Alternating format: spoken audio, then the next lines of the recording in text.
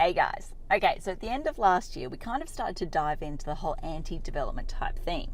So I did a video first and foremost where I kind of threw some statistics at you guys just to highlight how much of an outlier Brisbane was, or how different Brisbane was in relation to other cities around the world and then also other cities here in Australia. And then we dive into the why. So in the second video, I looked at why you should care about this, like why being different isn't necessarily a good thing in this sort of situation. Now, the intention with the third video in that series was to kind of challenge the perceptions out there, to have people, or hopefully have people, looking at things from a slightly different approach and to come up with a better way of tackling development going forward. That was the plan. Unfortunately, for two reasons this week, I've decided I'm just going to hit pause on this.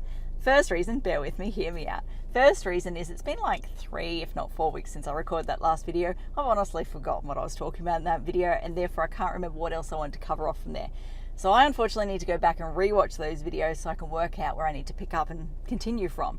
Problem is, I hate watching myself back on video. Like, I absolutely cringe when I listen to myself back, and so I've just been putting it off this week. Like, amongst all of the email chaos that's been happening, because this is obviously our first week back at work, I've just been like, yeah, too hard basket, I'll get to that later. Now, obviously, I could have put in the effort and I could have watched it by now, but there's another more pressing reason as to why I want to hit pause on that video topic and come back to it next week. And that's quite simply that I've got a question, a burning question that I'm dying to ask you guys, because I genuinely want some feedback on it. Because I'm at this point where I'm like, I'm ready to take action, but I don't know which direction to run in. Why don't I ask everyone? Why don't I get some feedback? So, what are we going to talk about today? Well, for those of you that have worked with me for a while, or those of you that have followed us on social media for a while, you would know that I'm absolute business nerd, or a nerd when it comes to like business improvement stuff. Like, I know I love nothing better than locking myself away and spending a day just analyzing what I'm doing in terms of business and going, is there a different way of approaching this? Should I be doing this in a better way? Is there a way and I can improve on this whole process? So, over the Christmas break, I switched off between, I think it was Christmas and New Year's, just didn't turn the computer on, went town planning, what's town planning? And then in the first 2 weeks of this year, I went, okay, let's do some business stuff. Anyway, one of the things I wanted to tackle in that whole review process was our YouTube channel. So, when it comes to these videos, I first created these videos back in 2018, I think it was. Yeah, January 2018, a long time ago. But anyway, I started creating those videos as a way of improving my efficiencies within emails and the level of information or the customer service I was providing people through the email service. So instead of sitting there and typing out these massive long emails, or worse still, cutting out information, I thought, hey, why don't I create videos and then I can link in those videos? So in responding to people, and I still do this every single day, I can sit there and go, if you want to know more about this topic, here's a video that goes into more detail. Or if you want to know why council's position is that, here's a video on that topic. Saves so much time, and people absorb the information in a much quicker, sort of easier way. Anyway, that was the original point of creating the videos. Once I started to create these videos, I was like, well, I've got these things, may as well chuck them up on social media. Back then we had the Facebook page before it got hacked. Let's just whack it up on that Facebook page. Later we had Instagram, that didn't come in until a few years later, I think it was. And then at some point we had YouTube as well. I was like, just stick the videos up there. Like, don't even think any more about it. So yeah, we haven't really paid any attention to YouTube ever since. It's just been a weekly process. We put the video up, set and forget type thing. I was looking at it over the break and I was like, damn, we got about 1,200 subscribers. That's a lot of subscribers for something when you don't put any effort in. Wonder what could happen if we would actually put some love into this platform. So if we're actually to tap into some of the potential there. Damn. Like, I mean, one of my goals here is to demystify the town planning process for people. Damn, if I had more people subscribing, I could do a lot more in that regard. Oh, let's have a look at this. So anyway, I sat down and I spent a good day where I just dove headfirst into YouTube. Now, personally for me, YouTube is not something I've ever really played around in. Like, sure, if a washing machine breaks, the first thing I do is go to Google and look for a video on YouTube on the topic, but I'd never really explored it for entertainment purposes. I'd never just really had to play around. Anyway, what I did is I dedicated a whole day to just exploring. So some building designers had recommended this channel called, I think, 30 by 40 design, or 30 by 40, something like that. I was like, right, that's where I'm going to start. So I went down that rabbit hole of watching the videos there, analyze, okay, what do I like? What do I not like? Like, what's jarring, what's annoying me, all of that sort of stuff. And I discovered so much. Like, it's obvious in hindsight, but like, there's this thing called a community tab. So basically it's like a Facebook news feed or Instagram page. It just has all your comments and all your pictures and all of that sort of stuff. So I was like, damn, we're creating the content for Instagram already. Why don't we just repurpose it over there? Then there's these things called cards. So as you're watching a video, if it's on a particular topic, so let's say I'm doing a video on pre-1911 houses, you can have this little thing pop up in the corner that says, by the way, there's a playlist here on this whole topic. Why not watch that next? And I was like, oh man, so instead of people fumbling around watching random videos, they can get really targeted in terms of what they want to watch. But one of the biggest things, long story short, one of the biggest things I came across was this thing called shorts. As I say it, funny, pun not intended. But yes, this thing called shorts. So for those of you that don't know, they're maximum 60-second videos in portrait format. And you can add all of these weird graphics and, like, what's it called? When you have, like, features over the top? Mental blank. Anyway, not going to fixate on it. You know what I'm trying to say here. You can add all this extra stuff over the top, music, all of that sort of stuff. So I was like, wow, and there's a YouTube app that allows you to do all this stuff without really thinking. Okay, this has got my attention, this got me excited. But then as I went further down exploring how other people were doing shorts, I was like, boom, content idea overload. Like my mind is running at 1,000,000 miles an hour here. I've just got so many ideas going through my head. And not only just on shorts, but then I thought, okay, well, if we're creating these shorts for YouTube, I could just repurpose them across as stories on Instagram. Wow. So yeah, anyway, I've done this massive mind dump of all the ideas I've been coming up with. I did write down my top 15 as I ran out the door before in my little notebook here. So what I'm hoping to do today is run my top 15 ideas past you guys and just go, are you vibing them? Like, do they interest you? Do they pique your interest? Or are you like, yawn, boring, just can't be bothered, not even interested? And better still, do you guys have any other suggestions for me? So yeah, let's run through the list. First and foremost, what I thought I could do is like a weekly site review type video. That sounds so bad. Bear with me. Basically, it would be a video, again, 60 seconds, where I talk through a interesting case study from that week. So I can go, hey, look, I actually had an inquiry for this property at Toowong. What I found really interesting was they had this, this, and this on it. I haven't seen that in a couple of years, so make sure you guys watch out for it type thing. Now, I do need to be very careful here. I've tried to do these videos before because I love them, like just really critiquing and analyzing a site and trying to find anything and everything that's wrong with it, purely because I think it's really good to help alert people to just how much of a pain in the backside town planning can be. But I need to be careful not to rag on a person's site and therefore devalue it in the process. So yeah, I need to be careful there not to identify things too much. So I may not even talk about suburb. It may be just like somewhere in the western suburbs or something like that. But yeah, what do you think about that one? So I could talk about specific issues that have come up across the week that I found interesting, stuff that's a little bit non-standard that you don't see every day, like not a TBC overlay or a street tree or something like that, which we're all used to talking about, more the non-standard stuff. So that's the first idea. Next would be intent or how to address specific criterion. So we go through the most common criteria in terms of small lot code, dwelling house code, small lot rules, TBC rules, all of that sort of stuff, and go, okay, well, you know how the small lot rules say that you need to be 5.5 metres from the front boundary for a garage. Why is that? Well, that's because council knows and common sense says you're going to fill your garage with crap over time, excuse language, but you're going to fill it with stuff. My mum's the best example of this, to the point where you can't get your car in your garage, you're going to have to park it on the street. So if they force you to be 5.5 metres off the front boundary with your garage door, it means you've got space to be able to park even if your garage is full of stuff, etc, etc. How do we address that? We got to demonstrate that there's ample or excess on-street car parking, all of that sort of stuff. So I can talk about, okay, why does council create that rule? And then more importantly, how do you overcome and address it if you want to seek a performance outcome or an alternate solution against that criterion? Could be interesting. And we'd focus on the most common ones, so not the really random, boring ones, but just the ones that everyone's going to come across every single day. Now, the next thing was more of a get to know the team type thing. So I thought we could do some fun stuff here. Like maybe there's one video, it wouldn't be lots of videos here, but maybe one video where Kim and I can sort of sit there and go, okay, are you a morning person or a night person? Are you a sweet person or are you a savory person? Or we can do things like, what was your first job out of high school? Or did you always know you were going to become a town planner type thing? And I kind of thought here, people like to know, and this is a little bit selfish with this one, but people like to know or deal with people they know and trust. There is nothing better for me than getting an inquiry from someone where they're referencing a video or referencing something that I know has come from social media, because I instantly just go, oh, you get me. I don't need to put on the fake facade and be all professional and serious in front of you until you sort of get to know me. Oh, damn, it's on, let's go type thing. Like, I love getting those inquiries when you can tell people know who you are and there's that connection already, and you're not kind of going to be rubbing each other up the wrong way, because I'm not a suit wearing professional town planner. I'm more of a casual town planner. So yeah, I thought we could do a little bit about that so that we kind of build a bit more of a relationship between us all and all that sort of stuff.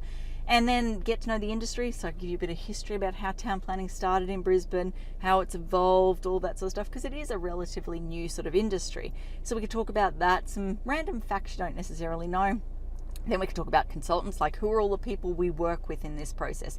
Talk about like civil engineers, hydraulic engineers, electrical contractors, all of that sort of stuff. Probably dive into some of the less known ones, like everyone knows what a builder does, everyone knows what a certifier does.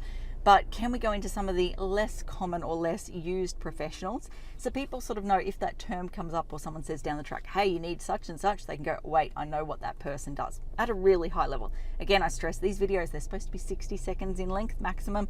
There's not a lot of detail I can go into, which kind of appeals. I'm like, it's short, sharp, you can't overthink it. Anyway, next idea was, and I'm kind of fence-sitting on this one because I'm like, oh, it means I need to be vulnerable, but talking about my own house renovation journey. So as some of you will know, 2 years ago, I purchased a property with the intention of renovating the house, creating my dream home, all of that sort of stuff. Yeah, I thought I knew it all. Well, no, I didn't think I knew it all. I'm not that silly, but I thought I knew a lot more than I actually do. And it's been the best. Like, I'm a silver linings kind of gal, and I look at everything that's happened since and going through that process, and I'm like, you know what? It's great business learnings. I am now a bucket load more sympathetic to my clients and the experiences they're going through because I've gone through it, some of it, to myself sort of thing. By myself, you know what I'm trying to say. On my own, that's what I was trying to say. So yeah, I could basically talk through my journey there, the things that caught me off guard, the lessons I've learned, the things I would do differently, all of that sort of stuff, so that you guys can benefit from some of the learnings that I've had through that process. Now, I'm still at the very early stages of that, still haven't got the contract signed and the construction started, so it'd be more of an ongoing long-term thing. Next, okay, this one was a bit interesting. So, and again, I've struggled with this one because I feel like it's not really my role, it's not really my place, but people are asking for it, so maybe I should make it my place. We can talk about business tools or my 90-day action plans. So, I've got a car reversing in front of me. This is going to be very distracting. Let me try and push on. So, over the Christmas break, a building designer reached out who'd more recently sort of started out on her own. She reached out to say to me, hey, look, do you mind if we catch up for half a day or something and I just grill you and basically pick your brains to find out what do you do, what do you not do, why did you use that tool, why do you use that tool, all of that sort of stuff. And I, obviously being the business nerd that I am, loved it, jumped at the opportunity. So we sat there and just talked through everything I'd learned in my last 10 or so, it's coming up to 10 years this year. I feel so old saying that in business. Anyway, so, and then yesterday, I think it was, another building designer reached out and he was like, passing comment, love your videos. What I'd love to see is you talk more about your business automation and the things you've set up behind the scenes.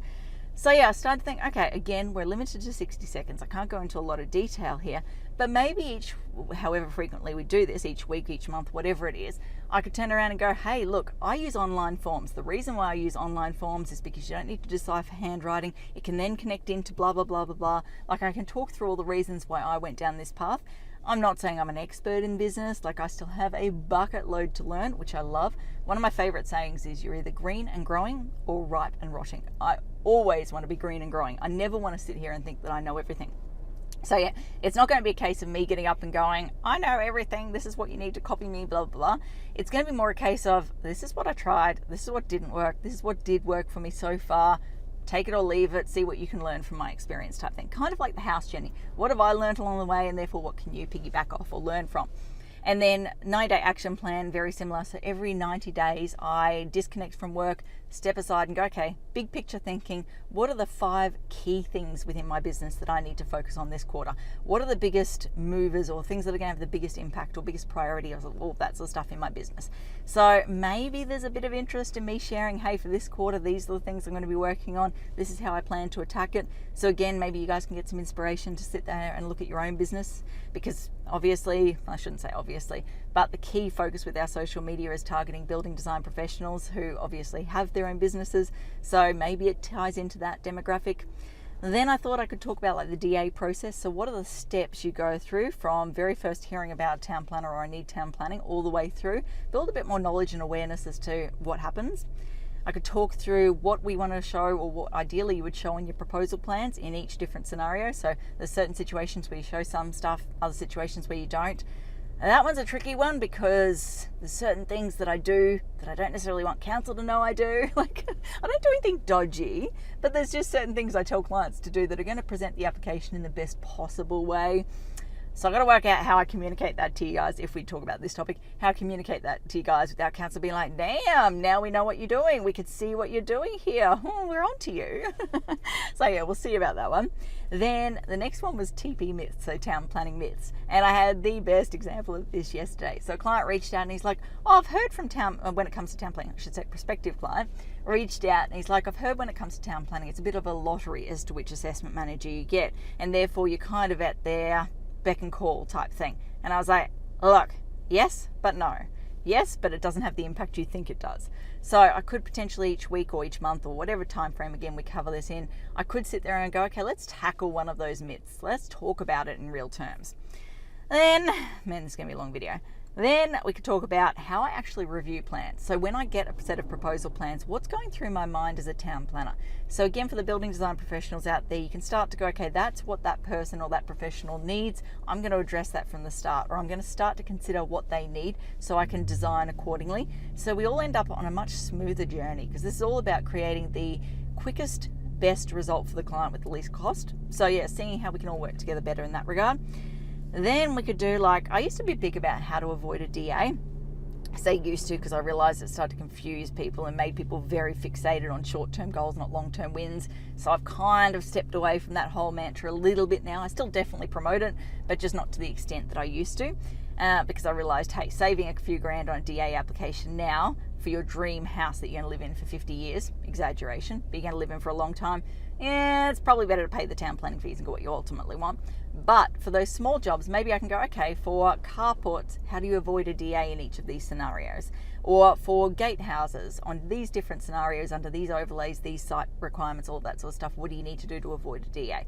So maybe each time we can focus on a different component of built form and talk about how to avoid a DA when you try and do those ones.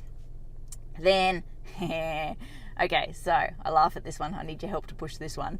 Kim, I said to her the other day, I was like, girl, what if you were to do like a social media recap each week? What if we were to bring you into the TP social media world a bit more? So listen to me, or hear me out here. The way I sort of envisage this is each week she could kind of, because there's this green screen thing, so you can actually record your screen. I feel old, like everyone's probably going to be like, oh, Peter, that was introduced 5 years ago, like catch with the times. But for me, it was like, wow, this is cool. You can actually record your screen as you're scrolling on your phone.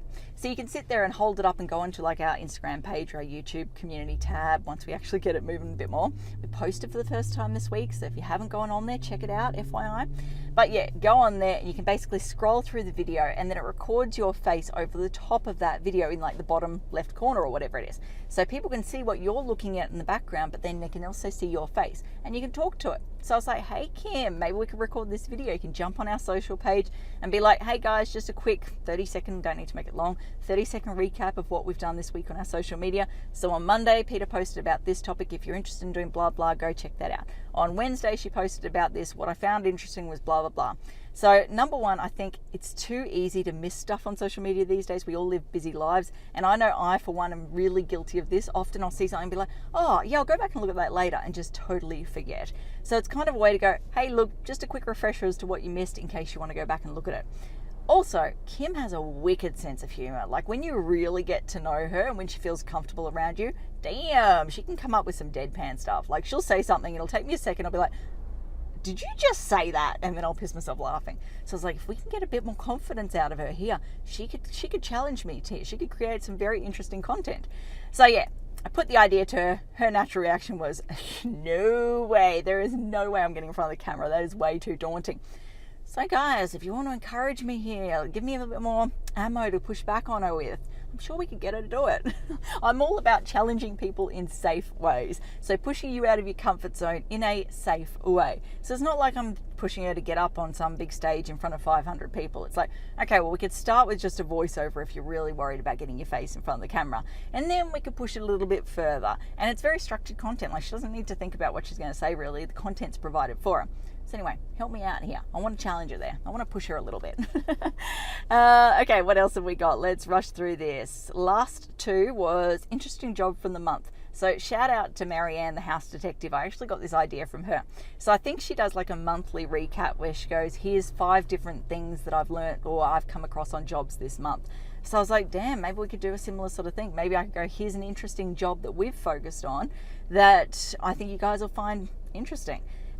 Again, really struggle with that one in the respect that I need to maintain client privacy. So I need to be careful to not disclose too much. But yeah, I'm sure I can find some interesting jobs. Like at the moment, I got bat cave. I've literally got a bat cave that we're doing. This guy's going to come up in his Ferrari, drive through the waterfall. Could be interesting to talk about. So yeah, maybe we can talk about some of those jobs. And then the final thing is questions people ask versus what they should ask. So we come across this all the time. We're like, yeah, you're asking the wrong question. This is what you should actually be asking in this sort of situation. So again, maybe we can spread a bit more awareness and understanding, improve people's ways of interacting with the whole construction industry. Okay, so there's the big dump. I want you guys to, I'll probably go back and edit this video and just add the quick summary text over the top so you can go back and see everything I've talked through. I'd love your feedback. What do you like? I'll probably number them all. And then in the comments, I'd love it if you guys go, hey, give me number 1, number 5. Or don't like them all. What about you try this? And then what I'd love your feedback on is, so number 1, what do you think of my ideas? Number 2, have you got any better ideas? But also frequency. I'm really struggling with this. Like it would be so easy for me to sit down on a Saturday and just spend an hour or 2 hours just pumping out maximum 60-second videos. Like some of them could be 30-second long. It doesn't have to be long. And it's because it's so short and sharp, it's stuff you don't need to think about. It's all stuff I know off the back of my hand. So I could literally hit record and go, okay, first question, blah, blah, blah, blah, blah. Second question, blah, blah, blah, blah, blah. Third question, and I could just churn out a bucket load of content here. So in theory, and I could be proven wrong here, I might come back in 2 weeks time and just be like, damn, got to change tax. That's not working the way I thought it would. But in theory, it would be so easy for me to create enough content to be able to post every single day or every weekday or something like that. I think that's a bit of overload. Like, I think you're going to get sick of me. Like, that's a lot of videos for me. So then I go, okay, should we just do it once a week? Or maybe we do a hump day once a week type thing, and maybe Kim can still do her end of week wrap up type thing. Or is that even too much? Should I be doing fortnightly? I don't know. So I'd love your feedback. How often do you want to see us? Keeping in mind, again, we are only talking about short, maximum 60-second videos. It's not long videos like I'm doing here today. And I guess the other pro or benefit of actually sitting down and recording all of the videos in one go, or good chunks of them, is it then doesn't interfere with the weekly video process, something that I do, because each week I'm constantly going, okay, what are we going to talk about this week? So if my headspace is competing, trying to come up with 2 different video type things, it's going to be a bit messy. So yeah, maybe that'll be more pre-recorded, where this stuff is literally every week I go, what am I going to talk about? Let's start recording. Let's make it up here and now. Okay, I think that's enough rambling from me today. As I said, I would genuinely love your feedback so I can work out what I'm going to do here. Hopefully you don't just write back and go, nah, it's all crap, we don't want to hear any of it, because then I'll be like, oh, awkward. I was really excited about this idea. Anyway, I think that covers off everything I want to talk about today. As I always like to say, until next time, thanks for watching. For all you red tape lovers out there, I have one thing to say. Well, no, actually, I've got 3. Number 1, the advice provided in these videos is general in nature. It's not site specific. You would be a silly billy to go and make financial decisions based on this advice without first checking with the town planner. Don't be a silly billy. Number 2, Brisbane town planning is in no way linked to Brisbane City Council. The views expressed in these videos are my own, not council's. So if you don't like them, blame me, not council. Number 3, what was my number 3? Oh yeah, the views expressed in these videos are accurate at the time of recording. If you're watching this video back 10 years from now, the views may not be so accurate. That's all. Bye.